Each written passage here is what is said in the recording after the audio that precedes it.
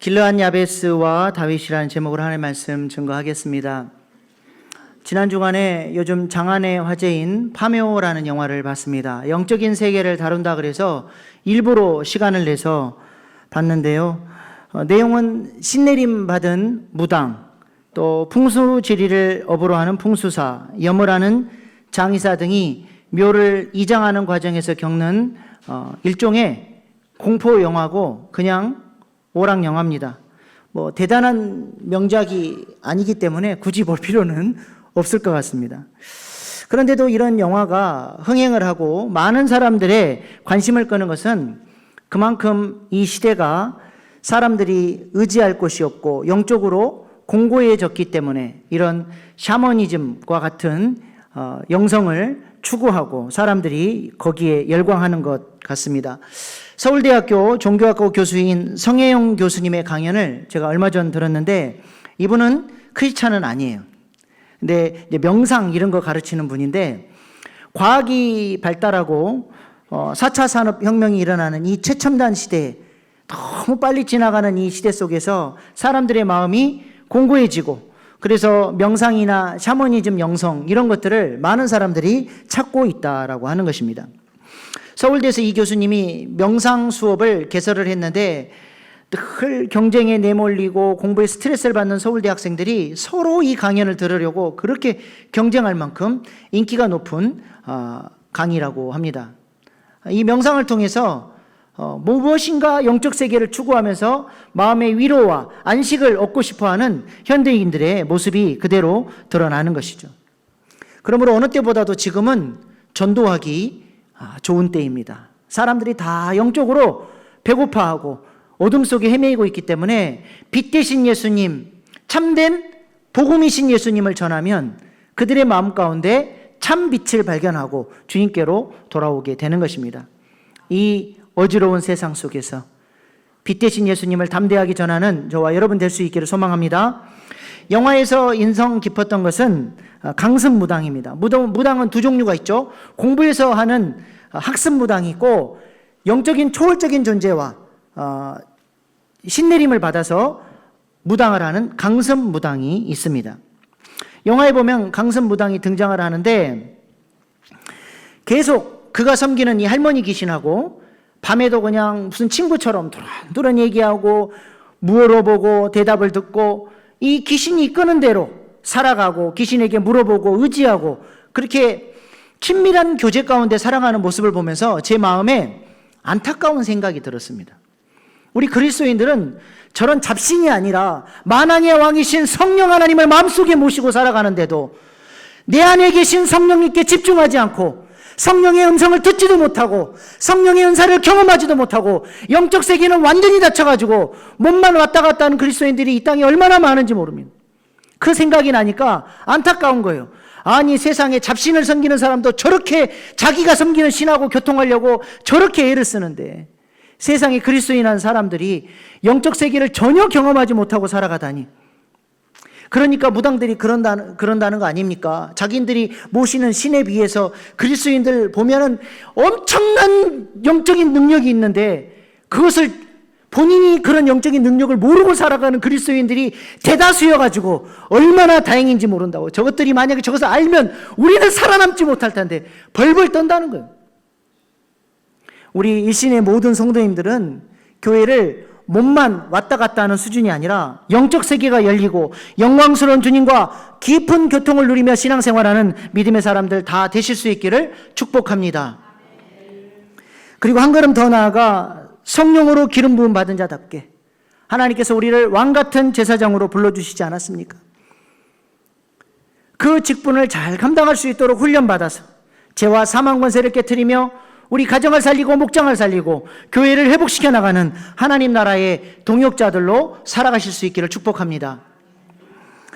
다윗이 바로 이런 사람이었습니다. 하나님과 깊은 영적 교제를 누리는 사람이었죠. 항상 하나님을 내 앞에 모시기 위해서 기도하고 말씀을 가까이 하고 그래서 주님을 닮아가는 성화가 다윗의 삶 속에 점점 성장하여 하나님께서 원하시는 모습으로 세워지게 됩니다. 그리고 하나님이 주신 그 기름 부으심의 능력으로 이스라엘을 하나님이 통치하시는 하나님 나라로 세워가는 일에 쓰임받게 되는 것이죠. 우리는 지난주에 다윗이 유다 지파의 왕으로 세워지기 위해서 두 번째 기름 부음 받는 장면을 살펴보았습니다.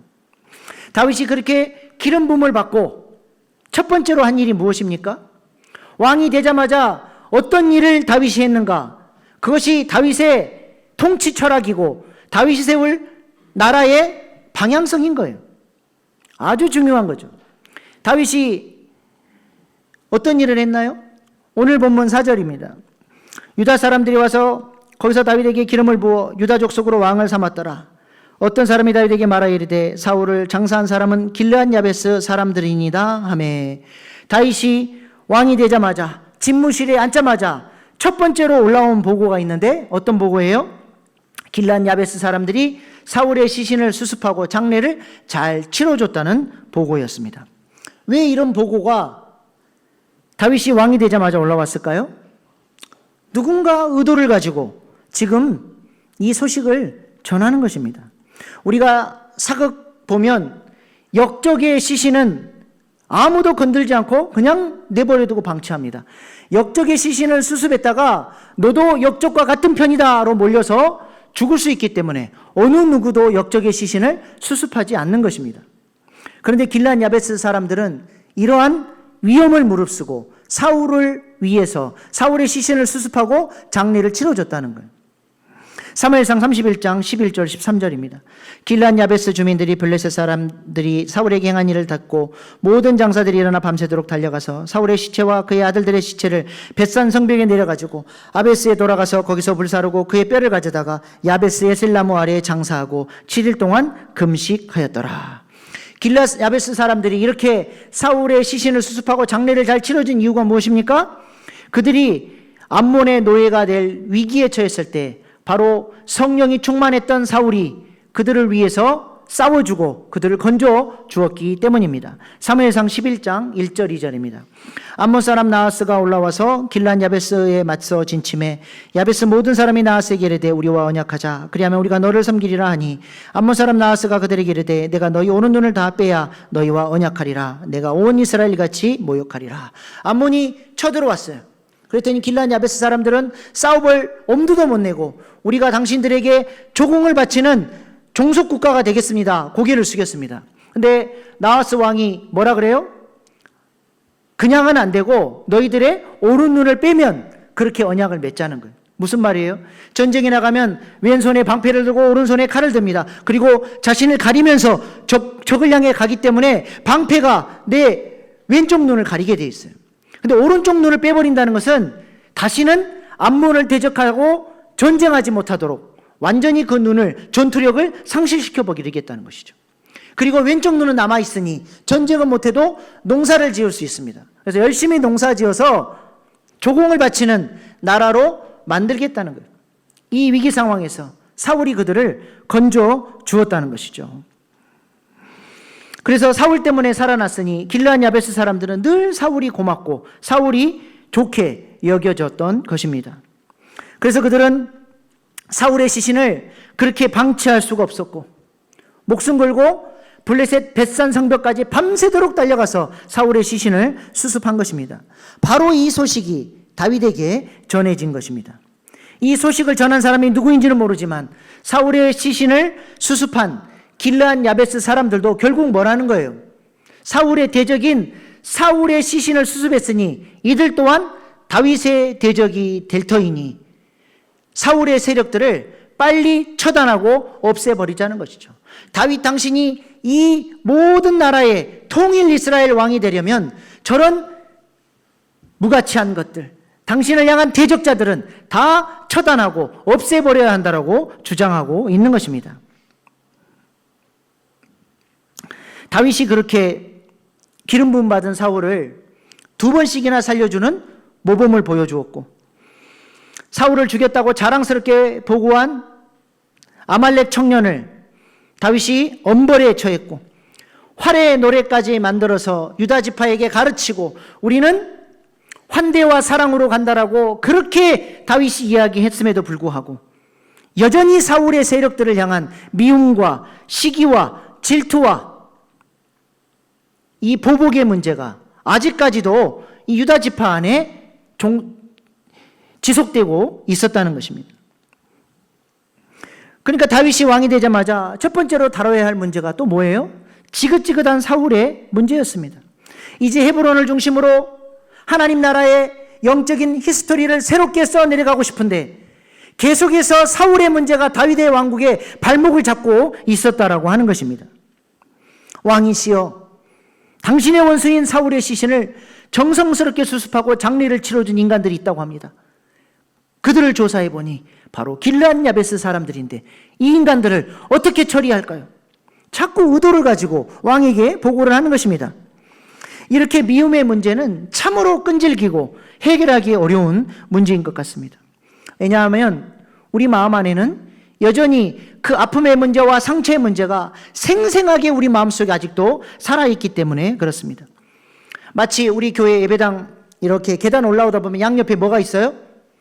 선교지 사진들이 있잖아요. 이렇게 사진들이 쭉 전시되어 있는 것처럼 우리 내면 세계 안에, 우리 마음의 복도 안에 30년 전에 상처받았던 그 상처의 그림, 20년 전에 누구한테 배신당했던 그 아픔의 그림, 그 모든 상처의 아픔들을 우리 내면 세계 복도 안에 그대로 놔두고 그것을 여전히 그대로 끌어안고 여전히 상처받으면서 수시로 그 복도를 드나들며 우리는 계속해서 상처를 곱씹고 누군가를 미워하고 증오하며 살아간다는 것입니다. 어떻게 해야 됩니까? 이 문제를 어떻게 해야 돼요? 그렇게 과거에 살아왔던 것처럼 앞으로도 계속 그 상처 끌어안고 그렇게 미워하고 정죄하고 판단하고 그렇게 사시겠습니까? 우리는 치유자 되시는 예수님과 함께 그 상처의 복도로 나아가 마땅히 떼어내 버려야 하고 마땅히 잊어버려야 할 그 모든 상처의 그림들을 주님과 함께 떼어내 버리고 주님께서 치유하시고 회복하시고 용서할 수 있는 그 놀라운 은혜를 우리 마음에 부어주셔서 이제는 한 번도 그렇게 살아보지 않았던 용서와 사랑의 축복의 삶으로 나아갈 수 있도록 우리가 그렇게 하나님 앞에 매달려서 기도해야 하는 것입니다. 다윗이 잘했던 부분이 바로 이 부분입니다. 사울과의 관계에서 오는 그 모든 상처와 아픔들을 어린아이처럼 주님 앞에 다 쏟아놓았어요.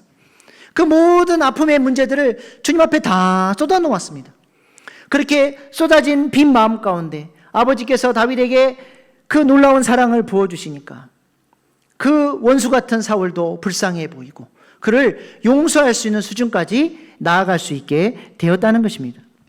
그래서 시편에 보면 다윗이 정말로 자신의 마음의 아픔과 상처들을 있는 그대로 다 쏟아놓는 토설하는 기도들이 그의 시편에 많이 등장을 하는 것입니다. 그렇게 하나님 앞에 다 쏟아놓으면 성령님이 일하셔서 우리를 치유하시고 회복하시고 아버지의 사랑으로 불쌍히 여기고 용서할 수 있도록 우리를 성장시켜 주시는 것입니다. 그래서 사도 바울도 우리에게 이렇게 권면하지 않습니까? 에베소서 4장 31절 32절 말씀 같이 읽겠습니다. 시작.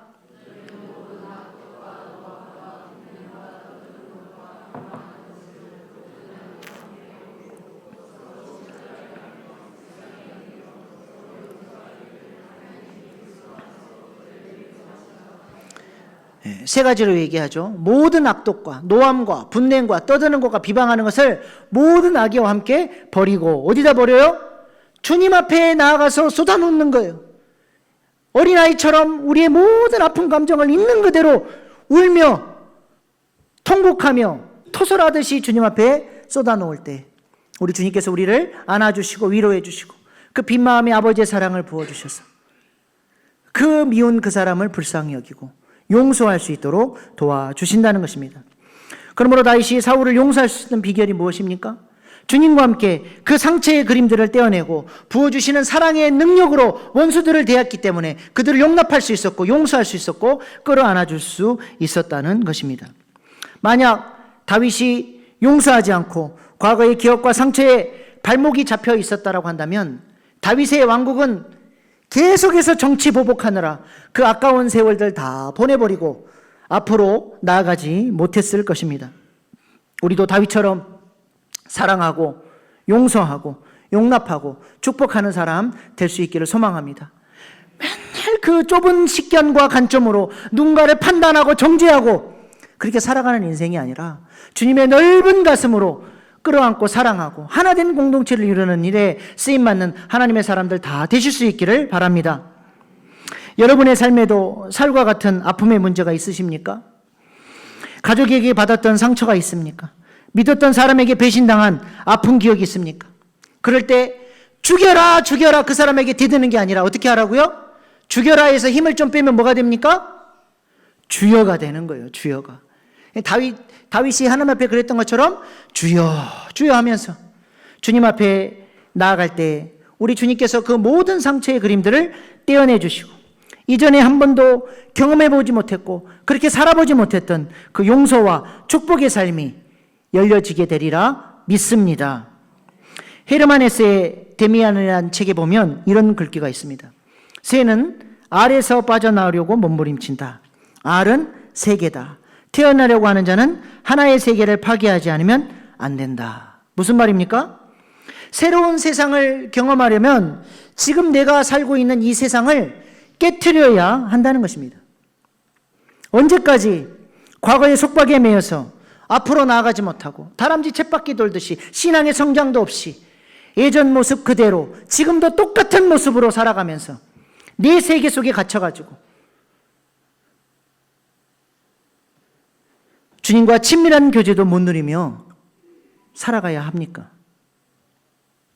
우리의 옛사람의 틀을 이제는 좀 깨고 복음 안에서 새 사람이 되어서 하나님 앞에 아름다운 삶을 살아가는 믿음의 사람들 되실 수 있기를 축복합니다. 인류 역사상 가장 큰 제국을 건설했던 징기스칸도 성을 쌓는 자 망하고 길을 내는 자 흥하리라는 멋진 유언을 남겼습니다. 무슨 말입니까? 자기 틀 안에 안주하는 것을 경계하라는 거예요. 이 정도면 됐지. 단단한 자기 울타리를 걷어내고 두꺼운 허물을 좀 벗어 던져야 새로운 세상으로 나올 수 있다는 것입니다. 경직된 사고에 굳게 갇혀서 변함없이 성장 없이 그렇게 살아가는 인생이 아니라 주님 부르신 대로 왕같은 제사장으로 훈련받으며 주님의 이 놀라운 영광을 날마다 새롭게 경험하고 성장해가는 그런 하나님의 사람들로 살아가실 수 있기를 소망합니다. 이를 위해서 교회가 제공해주는 새로운 훈련들을 좀 열린 마음으로 받아들이시고 훈련 받으시기 바랍니다. 특별히 올해부터 가정사역 시작하지 않습니까? 너무 중요한 프로그램이에요. 아무리 말씀이 좋고 예수님이 와서 말씀을 전해도 내 마음이 기경되어 있지 않으면, 내 마음이 옥토가 되지 않으면 그 씨는 절대로 열매 맺지 못한다는 거예요. 그래서 마음 공부가 중요합니다. 우리의 경직되고 잘못된 사고의 구조들을 바꾸고 옥토로 변화시켜서 건강하고 행복한 그리스도인의 삶을 살아갈 수 있도록 돕는 프로그램들이니까 많이들 신청하시고 훈련 받으셔서 여러분의 삶에 아름다운 진보들을 이루어갈 수 있기를 축복합니다. 요즘 슈퍼에이저라는 아주 중요한 개념이 있습니다. 지금으로부터 30년 전에 우리나라의 중위 나이는 29세였습니다. 우리나라 인구 절반이 29세 아래였고 인구 절반은 29세 이상이었어요. 30년이 지난 지금 우리나라의 중위 나이는 46세가 되었습니다. 30년 만에 17년이나 증가한 것이죠. 그만큼 수명이 길어지고 노령 인구가 증가했다는 것입니다. 의학이 발달하고 사람들이 건강하게 살다 보니까 옛날에는 분명히 노인의 나이였는데 지금은 노인이라 그러면 큰일 날 나이가 돼버렸습니다. 저희 아버지 시골에서 목회하실 때 한 할머니가 저한테 그러시더라고요. 73세 할아버지를 보고 저 양반 젊은 사람이요 그러시더라고요. 시골에서 70은 청년입니다. 옛날 30년 전에 70세는 진짜 할아버지였는데 지금은 어때요? 우리 은퇴하신 장로님, 우리 곽정수 장로님 누가 할아버지라 그러겠어요? 청년이죠. 중위 나이로 따져보면 지금의 46세가 30년 전에는 29세 역할을 하고 있었던 거예요. 그래서 요즘에는 자기 나이에서 17년을 빼면 딱 자기 나이가 됩니다. 여러분은 몇 세십니까? 몇 살이에요? 옛날에는 70세가 되면 힘이 없어서 은퇴하고 아무것도 안 했지만 지금은 17살을 빼서 53세라고 생각하면 딱 맞는 나이라는 거예요. 이렇게 생각하는 사람들, 이런 사람들을 슈퍼 에이저라고 말하는 것입니다. 남들은 70세라고 마음까지 늙어서 아무것도 안 할 때 나는 53세라고 생각하고 비전을 품고 진취적으로 훈련하며 나아가는 사람들, 이런 사람들이 바로 슈퍼 에이저입니다. 미국 은퇴자 협회가 작년 11월에 슈퍼 에이저 특집 기사를 냈습니다. 나이가 80, 90대지만 여전히 내 기능이 청년들 못지않게 활발하게 왕성하게 건강한 뇌를 유지하며 지금도 사회에 기여하고 살아가는 사람들이 있다는 것입니다. 늙었다고 스스로 주저앉아 버리지 않고 꾸준히 몸을 관리하고 운동하고 독서를 하며 계속 자기 개발을 하는 거예요. 그리고 영적인 하나님과의 교통을 통해서 가족들을 위해서 기도하고 교회를 위해서 기도하며 살아가는 사람들이 있습니다. 비전을 품고 살아가는 것이죠. 80세지만 50세 정도의 건강과 뇌 기능을 갖추고 살아가는 사람들이 있다는 것입니다. 우리나라에도 놀라운 90대 슈퍼 에이저들이 있지 않습니까? 91세 태영그룹 창업자 윤세영 회장은 지금도 그룹을 이끌고 헬스장에서 1시간씩 근력 운동을 하고 골프장 18홀을 걸어서 돌 만큼 체력이 아직도 좋고 회사를 잘 이끌고 있습니다. 93세 가천대 이길려 총장은 대학 주차장에서 20대 대학생들과 함께 싸이의 강남스타일 노래에 맞춰서 말춤을 추고 지금도 매일 꾸준히 운동하고 18홀도 골프 18홀 걸어서 돌 만큼 최강 동안을 자랑하고 있어요. 저 사진이 30년 전 사진이 아니라 지금 사진이에요, 여러분. 물론 포샵은 조금 있겠지만. 동훈그룹 김재철 회장은 구순을 바라보는 나이에도 지금이 내 꿈의 정점이다라고 이야기하면서 해운사 인수를 진두지휘하고 있습니다. 멀리 갈 것도 없어요. 우리 교회 93세 되시는 한기준 은퇴장로님. 제 아내가 작년에 저희 사택 보미아파트 동회의 갔다 오더니 자료를 가지고 와서 여보, 한기준 장로님 진짜 대단하신 분이야. 봤더니 손으로 1년 그 아파트 모든 예산과 행사들을 꼼꼼하게 기록해서 예산까지 다 계산해가지고 젊은 사람도 하기 힘든 그 일을 92세 작년까지 그 일을 하셨어요. 한기준 장로님 댁에 가면 지금도 붓글씨 계속 쓰시고 동네 다니면서 머릿속에다 지도를 딱 외워가지고 집에 와가지고 지도를 그대로 그려가지고 온 집안에 잠원동 서초구 지도가 곳곳에 걸려있어요. 한기준 장로님 슈퍼에이저입니다. 이재선 원로 장로님 지금까지도 매일 출퇴근하시고 일하시고 여러분은 지금 성경책 들고 다니시지만 우리 이재선 장로님은 PDF로 패드 들고 다니면서 성경 보시고 슈퍼에이저로 살고 계세요.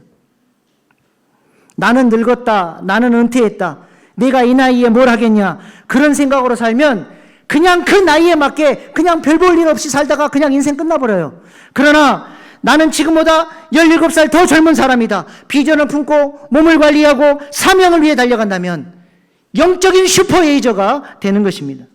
성경에도 이런 슈퍼에이저들이 있지 않습니까? 모세가 그렇게 살았고 85세에도 비전에 불타며 이 땅을 달라고 하나님 앞에 간구했던 슈퍼에이저 갈렙이 있지 않습니까? 젊은 사람들도 뒤로 주저앉는 그때 85세의 나이에도 주님 주신 비전으로 가슴이 불타오르고 주님 주시겠다고 하는 그 땅을 향해서 가장 선봉에 서서 달려나갔던 사람 슈퍼에이저 갈렙입니다. 우리 교회도 이런 슈퍼에이저들이 많이 일어나서 주님 부르실 때까지 사명자의 삶을 살아가는 믿음의 사람들 다 되실 수 있기를 축복합니다. 이를 위해서 은퇴는 하셨지만 주님의 몸된 교회를 위해서 훈련도 받으시고 포기하지 마세요.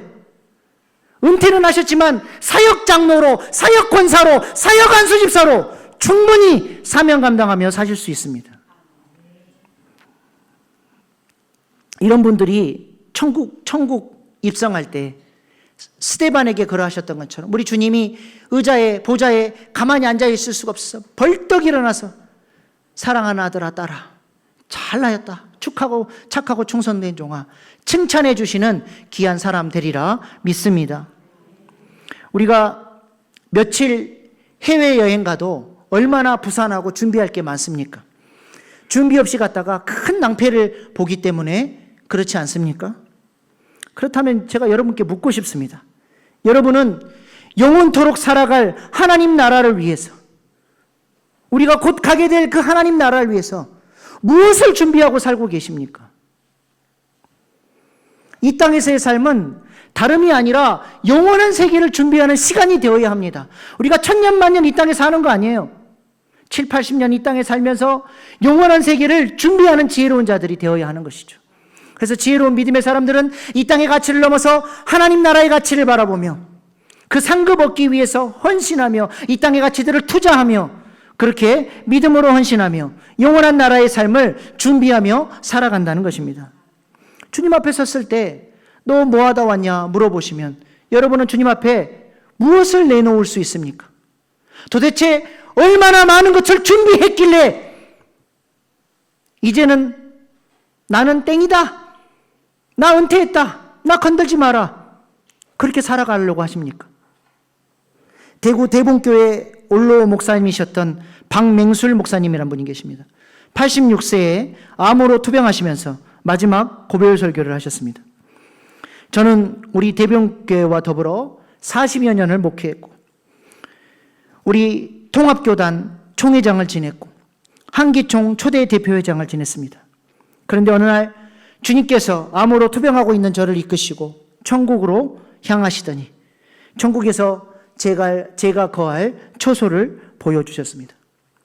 40년을 목회하고 우리 교단 총회장을 지낸 제가 천국에서 거할 처소가 어딘지 아십니까?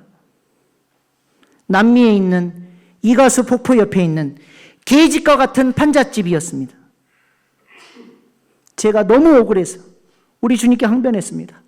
주님, 너무 억울합니다. 그랬더니 우리 주님께서 책망하시면서 대답하셨습니다. 너는 내가 받을 영광 이 땅에서 다 받고 받을 대접 다 받고 내가 진정으로 나를 위해 산 일이 무엇이냐? 책망하시는 주님의 음성이었습니다. 우리는 믿음으로 구원을 받지만 천국의 상급은 우리가 이 땅에서 주님을 위해서 각각 자기가 일한 대로 받습니다. 우리는 상급받기 위하여 이 땅에서 무슨 일을 하고 있습니까? 마지막 돌아가시기 몇 개월 전에 고별 설교하셨습니다. 그리고 돌아가시기 전에 교회에서 올로 목사로 예우해드렸던 사택과 전 재산을 자녀들에게 물려주지 않고 교회에 다 헌납하시면서 선교하는 일에 이 돈을 사용해달라고, 내가 이렇게라도 주님 나라 위한 상급을 쌓고 싶다고 돌려주셨다는 것입니다. 그리고 당신과 문제되었던 교우들을 한 사람씩 다 침상으로 자신의 병상으로 불러서 당신의 실책에 대한 용서를 구했다는 것입니다. 86세 올로 목사가 병상에서 눈물로 용서를 구할 때 눈물을 흘리지 않고 그 용서를 받아주지 않을 교인이 누가 있겠습니까? 천국을 바라보며 무엇을 남기고 갈 것인가 생각하니까 이 땅에 아까운 게 하나도 없고 붙잡아야 될 것 하나도 없고 용서 못할 사람이 하나도 없었다는 것입니다. 우리의 삶을 좀 돌아보십시다. 우리가 살면 얼마나 산다고 그렇게 욕심부리고 이 조그만 교회에서 미워하고 정죄하고 그 좁은 식견으로 함부로 사람들을 잣대를 재고 판단하고 정죄하면서 살아가야 합니까? 우리도 이제 옛사람의 허물을 좀 벗어버리고 단단한 그 좁은 자기 울타리를 좀 깨고 새로운 세상으로 나아가서 새로운 모습으로 사랑하며 용서하며 주님 나라 위에 그렇게 헌신하며 살아갈 수 있기를 소망합니다. 이따 부르게 될 결단 찬송 가사에 이런 가사가 있습니다. 삶의 한 줄이라도 주님 닮기 원하네. 사랑 그 좁은 길로 가기 원하네. 우리에게 정말 삶의 한 절이라도 주님의 모습을 본받고 싶어하는 몸부림이 있으십니까? 새로운 변화, 새로운 삶의 방향성이 우리의 삶에 나타나기를 간절히 바랍니다. 이제 말씀의 결론을 맺겠습니다. 다윗은 사울의 시신을 수습했다는 길르앗 야베스 사람들의 소식을 듣고 어떠한 조치를 취합니까?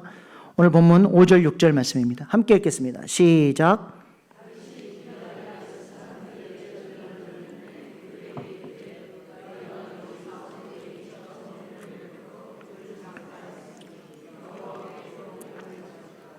너희가 이 일을 하였으니 이제 여호와께서 은혜와 진리로 너희에게 베푸시기를 원하고 나도 이 선한 일을 너희에게 갚으리니.